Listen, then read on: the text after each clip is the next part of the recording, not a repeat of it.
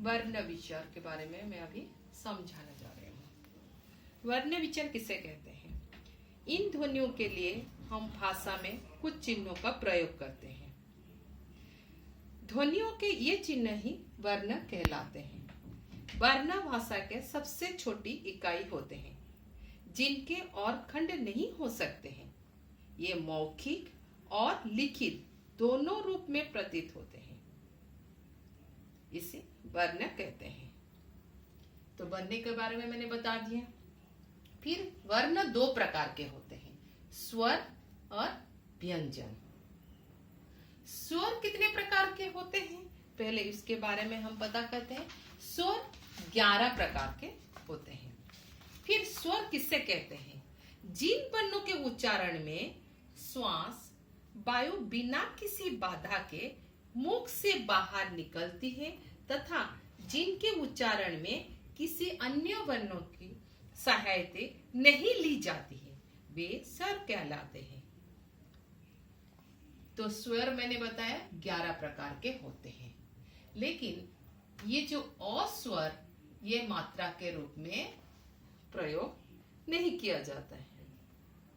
ठीक है, अस्वर की कोई मात्रा नहीं होती है। आ से लिखते आ, ई, बड़ी ई, छोटा ऊ, बड़ा ऊ, री, ए, ऐ, ओ, औ, ये हो गया 10 आपकी स्वर, और ये अस्वर मिलाने के बाद ये हो गया 11। अंग और अह इसे अयोग वहां कहते हैं। अभी मैं बताने जा रही हूं व्यंजन। पहले व्यंजन किसे कहते हैं हम इसे बताते हैं। जिन वर्णों को उच्चारण में स्वरों की सहायता ली जाती है और जिनके उच्चारण में श्वास वायु रुकावट के साथ मुख के बाहर आती है, उन्हें व्यंजन कहते हैं।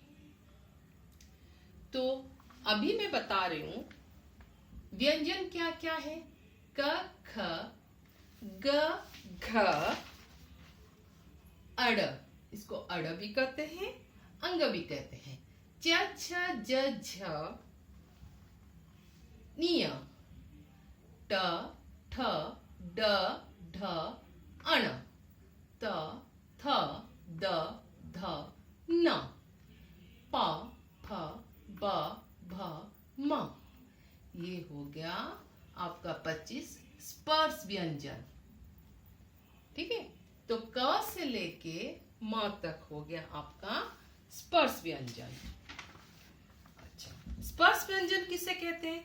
जो व्यंजन वर्ण मुख के विभिन्न अंगों और जीभ के आपसी स्पर्श से बोले जाते हैं, उन्हें स्पर्श व्यंजन कहते हैं। जैसे क से लेके म तक। उसके बाद अंतस्थ व्यंजन, ये 4 प्रकार के होते हैं।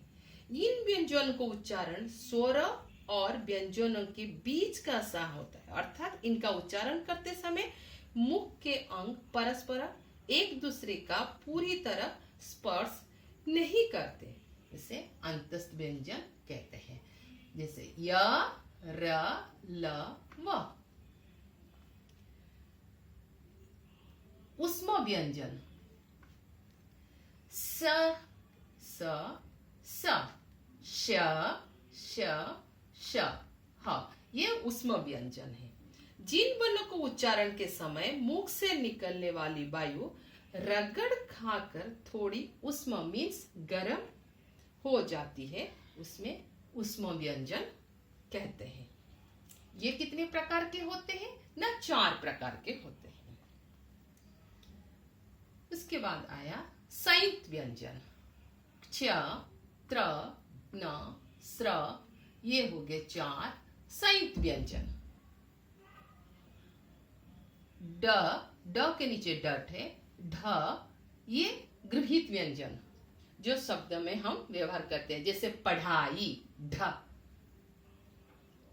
आ, ज, फ, इसमें नुक्ता है, ये आगत चिन्ह, ये नुक्ता जो होते हैं, ये विदेशी शब्दों में या अरबी शब्दों में हम प्रयोग करते हैं। शुद्ध भाषा में प्रयोग करते हैं। इसके बारे में मैंने बता दिया। तो वर्ण कितने प्रकार के हुआ? स्वर और व्यंजन 2 प्रकार के हुए। फिर स्वर कितने प्रकार के होते हैं? 3 प्रकार के स्वर होते हैं। हर्ष स्वर, दीर्घ स्वर, प्लुत स्वर। हर्ष स्वर किसे कहते हैं, हम इसके बारे में पता करते हैं। जिन स्वरों को उच्चारण में केवल एक मात्रा का समय लगता है। तो क्या क्या है? अ, छोटी ई, छोटा ऊ, री।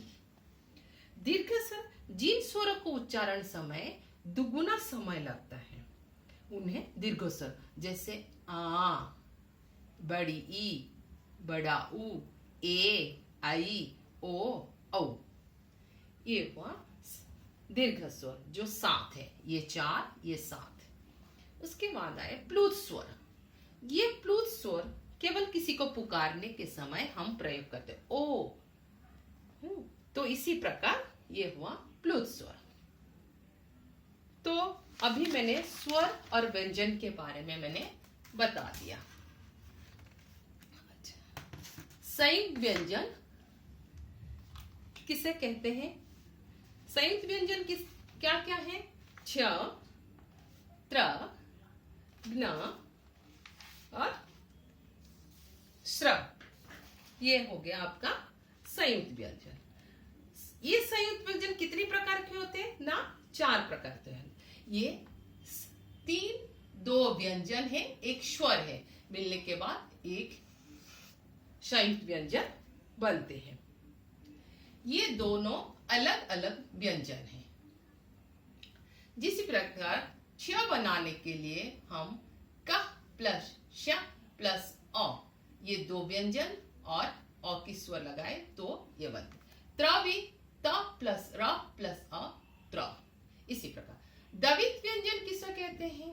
2 समान व्यंजन, समान प्रकार। एक ये होता है स्वर रहित, एक स्वर सहित। दोनों समान प्रकार के व्यंजन होते हैं। एक स्वर रहित व्यंजन, दूसरा स्वर सहित। जो एक स्वर रहित व्यंजन समान स्वर सहित व्यंजन से मिलता है तो द्वित व्यंजन बनते हैं। तो ये जो आधा अक्षर करके लिखा होता है तो इसको लिखने के लिए हम हलंत का प्रयोग करते हैं। ये हो गया स्वर सहित, ये हो गया स्वर रहित, मतलब इसके पास कोई स्वर नहीं है। इसी प्रकार समान शब्दों को हम वर्ण विच्छेद करके दिखा रहे। देखो स में अ की स्वर है, स प्लस अ। फिर म मतलब स्वर नहीं है, इसमें स्वर है तो इसी प्रकार म। न के साथ स्वर है, जब भी इसमें कोई मात्रा नहीं लगते हैं तो ऐसे लिखा होता है तो उसमें अ की स्वर होते हैं। क्लियर बच्चों? इसी प्रकार मैं अभी अनुस्वार और अनुनासिक के बारे में कुछ बताने जा रही हूं। अनुस्वार किसे कहते हैं? इस ध्वनि का उच्चारण नासिका से होता है। ठीक है? जो अनुस्वर के उच्चारण में श्वास वायु नाक से निकलती है, इसके वायु नाक से निकलती है। और अनुनासिक के समय, जबकि अनुनासिक उच्चारण में वायु नाक और मुख दोनों में एक साथ निकलती है, उसे अनुनासिक कहते हैं। अनुस्वार में हम ऐसे शब्द में अंग की मात्रा जैसे डट लगाते हैं, अनुनासिक में ये चंद्र बिंदु कि, परंतु इसको दोनों में बात करने के समय, शब्द बोलने के समय इसको चंद्र, ये चांद, पंच, ये 5, इसी प्रकार हम कहते हैं। क्लियर बच्चों?